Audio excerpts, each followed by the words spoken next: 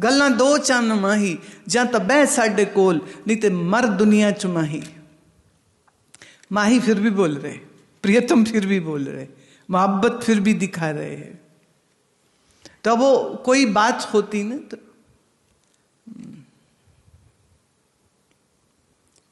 किसी ने उनसे पूछा आप कैसे हो, आप कैसे हो, तो कहते गल्ला दो चन्न माही।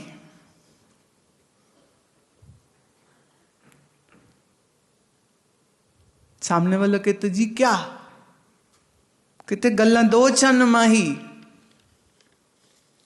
असी ते सुख च रहने हैं, तू अपनी वेख माही। हम तो खुशी से जी रहे हैं अपने जीवन को, आनंद में, सुमिरन में, तुम अपनी देखो, हमारा मत पूछो हम कैसे। गल्ला दो चन्न माही, असी ते सुख च रहने हैं, तू अपनी वेख माही।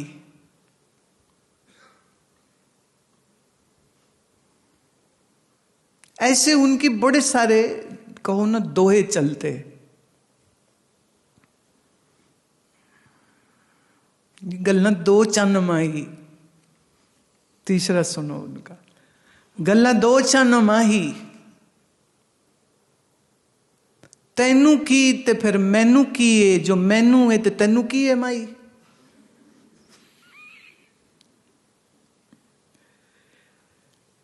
जो मुझे है वो तुझे क्या, जो तुझे है वो मुझे क्या, तू अपनी फिक्र कर।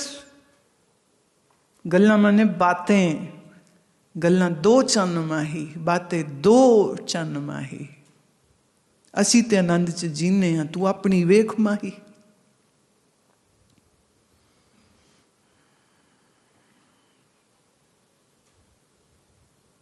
ज्ञान दृष्टि से अगर दुनिया को देखोगे तो निग्रह कैसे करें ये पूछोगे भी नहीं तुम।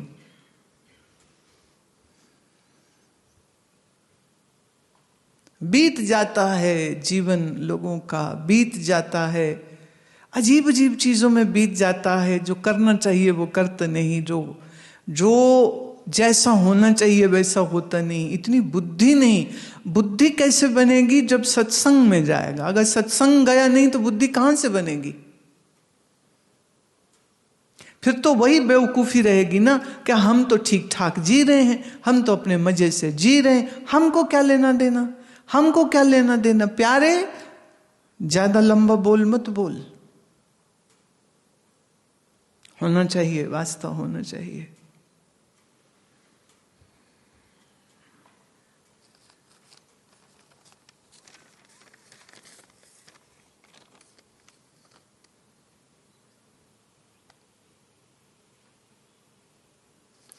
साधना की प्रगति के लिए बार बार गहरी साधना करो, ये जिक्र आता है। कृपया इसको विस्तार से बताइए। यूं समझो कि जब तुम मंत्र जप करने बैठते हो तो तुम्हारा मन एक हिस्सा मंत्र जप करता है और दूसरा तुम्हारा मन चीजें सोच रहा होता है।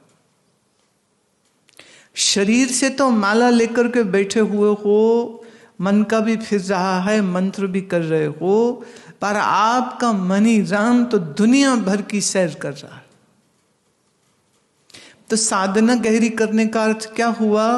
उसका अर्थ ये हुआ कि जिस समय मंत्र करे तो फिर उस समय तुम्हारा मन पूर्ण रूपेण उस मंत्र के साथ एक हुआ होना चाहिए।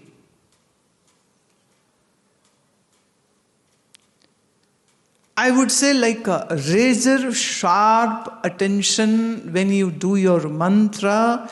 Your mind should be exactly with the mantra, and your mind is not bothered about what would happen 1 hour after, and neither worrying about the past events of your life.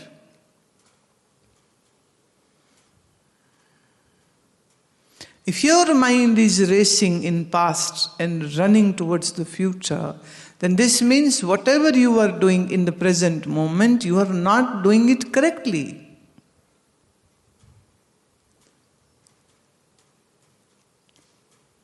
100% deeply into whatever you do.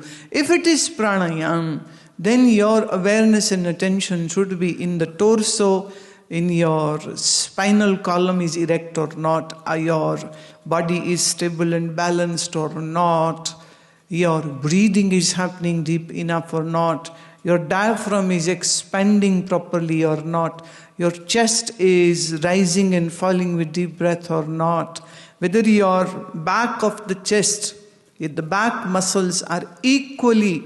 See, when you inhale, your rib cage should expand. Anteriorly, posteriorly, both sides it should expand. And your stomach should also protrude. If that is not happening, this means your breathing is not correct.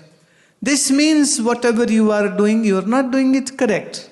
And doing incorrect sadhana will not give you any result at all. You can sit for hours and hours and yet no result.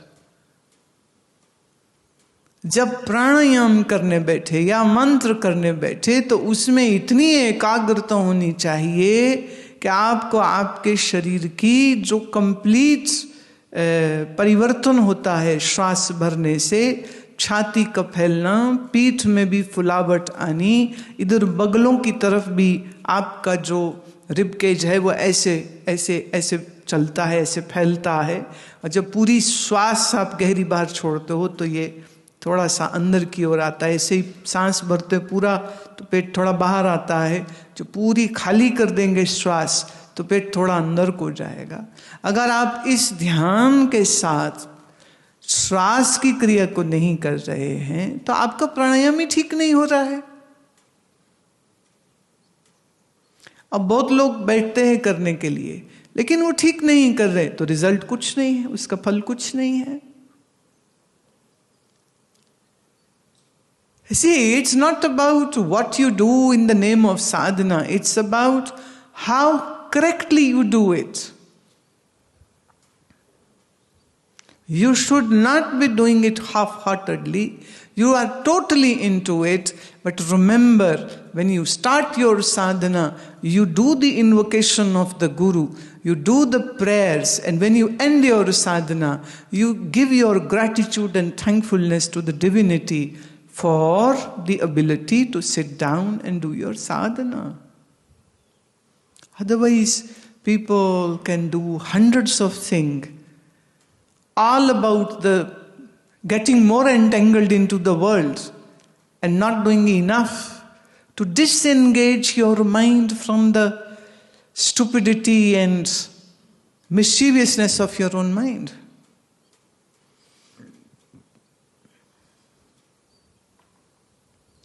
कभी कभी ना छोटे बच्चे जब मुझे आते हैं मिलने तो जैसे माँ ने उसको पकड़ा दिया कि ये फूल में तो कम फल में ज़्यादा, या वो मिठाई का डब्बा हो तो वो बच्चे को दे देते कि तुम दो गुरुजी को, तो वह आता है दिखाता है पर डब्बा देता नहीं है। तो वो ऐसे करेगा देने के लिए पर फिर वापस यूं कर लेता है। फिर उसको सब बोलते दो दो दे दो दे दो, वो फिर देता है क्योंकि उसका लालच है। उसको लगता है ये मैं खाऊं, मैं इनको क्यों दूं।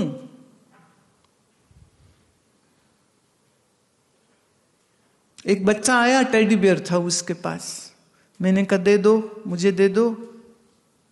तो पहले तो वो लेफ्ट राइट उसने मुंह मोड़ लिया, जवाब ही नहीं दिया।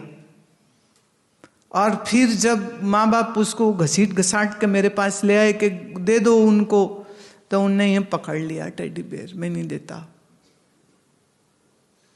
अब उसका मैं क्या करूंगी बताओ। पर उसको ये अकल तो है नहीं, तभी तो वो बच्चा है।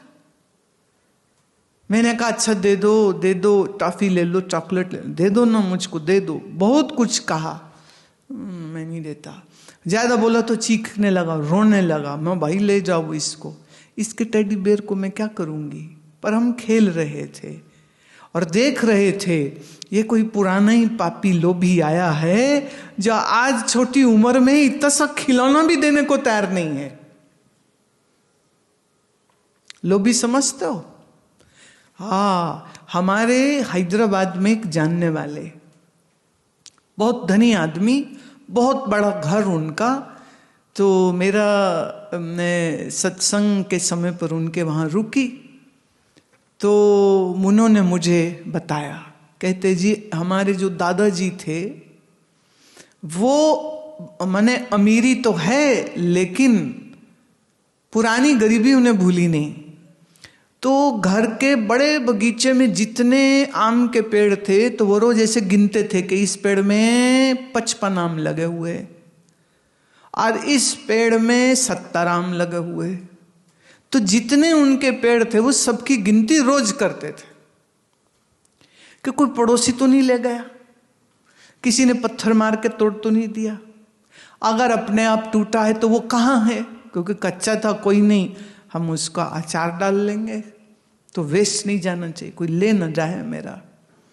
फिर एक समय आया, उनकी मृत्यु हो गई। फिर उनके बड़े लड़के की शादी हुई, उनके घर में पुत्र पैदा हुआ। पुत्र को उसकी जो नैनी है वो प्राइम में ऐसे बैठा के बगीचे में घुमा रही थी, तो 1 2 3 4 5 वो आम गिन रहा था। तो ये चीज जब उसकी दादी ने देखी, कहती ओ हो, ये रेड्डी साहब वापिस आ गए,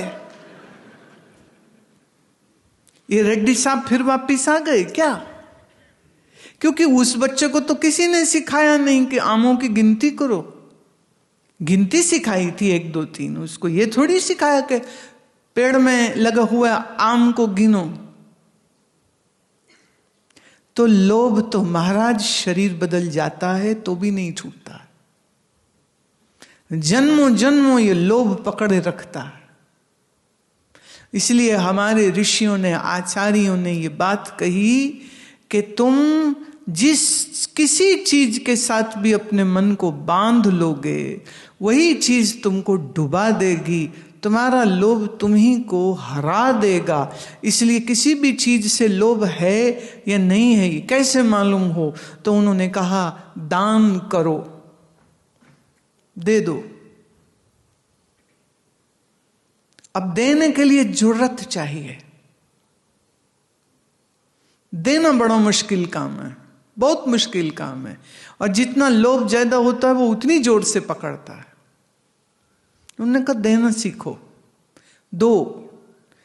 आज एकादशी है दान दो, आज फला दिन है दान दो, आज मकर संक्रांति है आज के दिन गुड़ चना दो, आज के दिन वस्त्र दो, आज के दिन ये करो, दो, देना सीखो। देना मुश्किल उसी को है जिसको समस्या है। कल एक बच्चे ने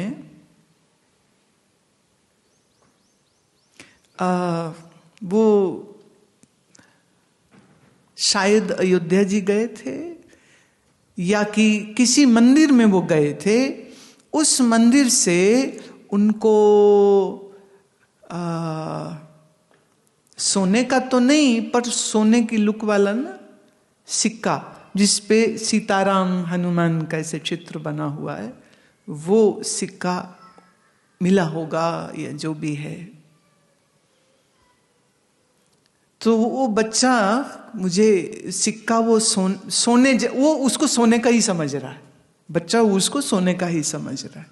तो वो मुझे आकर के कहता है ये लो। मैंने कहा क्या? कहते आप हॉल बना रहे हो ना? मैं हाँ। अब वो हमने शिवरात्रि पे शायद बोला था सबके बीच में कि नया हम बनाएंगे। कहते ये उसके लिए। मैंने ले लिया। मैं कहा ये तो बहुत कीमती चीज आपने हमको दे दी, अब तो हमारा हॉल बन ही जाना है। मुझे आकर के वो दे रहा है। अब उस बच्चे के मन में भाव कहां से आया? तो जरूर या तो पूर्व कर्म के पूर्व जीवन में उसका मन ऐसा ही रहा होगा, दानश्च दमश्च दान करने वाला, इंद्रियों का दमन करने वाला वो रहा होगा। आज शरीर नया है, जन्म नया है, पर सोच वही है सुंदर, अच्छी वाली, वही सोच नहीं है लो।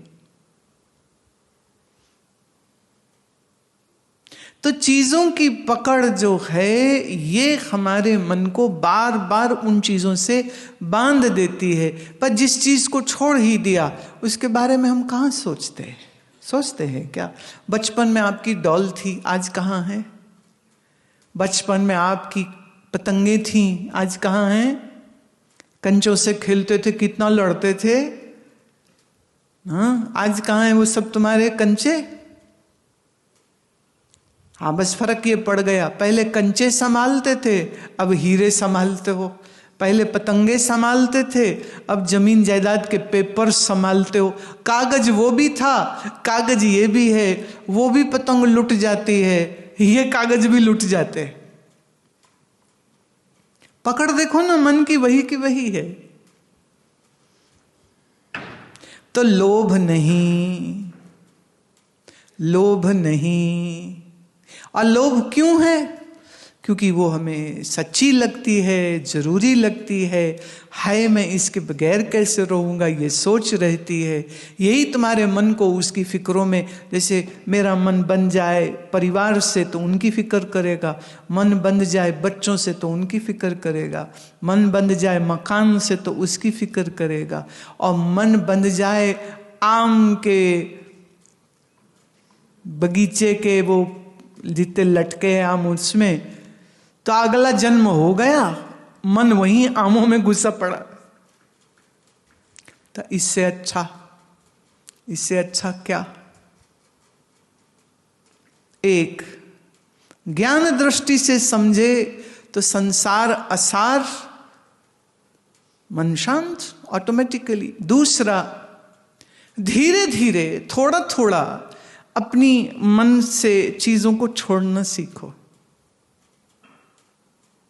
छोड़ा।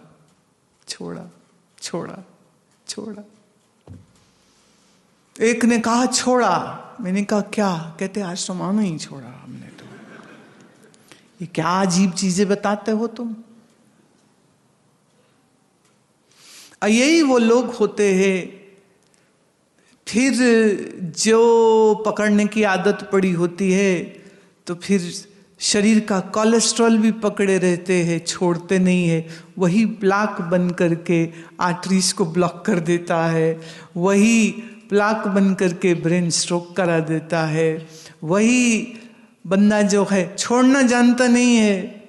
मजाक की बात है बट सीरियस भी है, चिकित्सा की दृष्टि से कह रही हूँ। ऐसा ही व्यक्ति शायद कफ, बिगड़े हुए कफ वाला हो जाता है, तो फिर उसके लंग्स में कफ जमा रहता है, खांसी नहीं छूटती, उसके पेट में खाया भोजन चिपका रह जाता है, वो आगे नहीं जाता, उसकी आंतों में मल फंसा रह जाता है, मल शरीर से बाहर नहीं निकल पाता, और ये कब्ज रोग का कारण बन जाती है। पकड़ने की आदत पड़ी ना, छोड़ता ही नहीं है।